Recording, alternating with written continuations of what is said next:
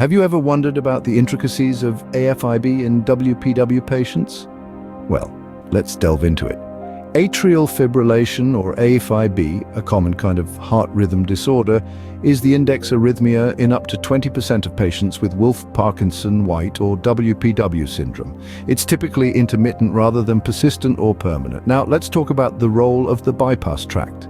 In AFib, rapid atrial depolarizations are conducted through this bypass tract. Unlike the AV node, the bypass tract can't filter impulses, and as a result, the ventricular rate becomes incredibly rapid, often exceeding 200 beats per minute. This leads to another significant change, the widening of the QRS complex.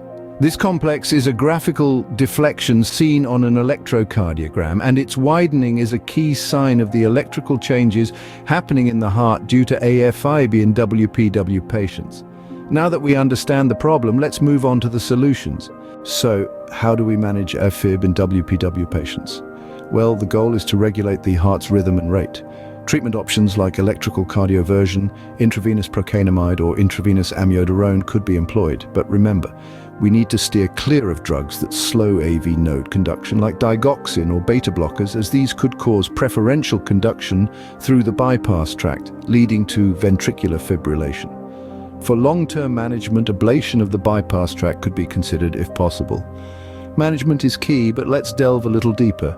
Ever heard of AV reentrant tachycardia, or AVRT? Let's break it down. AVRT involves a reentrant loop via an accessory pathway in the normal conduction system, initiated by a premature atrial or ventricular complex. There are two types, orthodromic and antidromic. In orthodromic AVRT, the stimulus travels up the bypass tract and down the AV node, resulting in a narrow QRS complex. Antidromic AVRT, on the other hand, sees the stimulus moving inversely, leading to a wide and abnormal QRS, and that's a wrap on AVRT. Remember, every beat counts.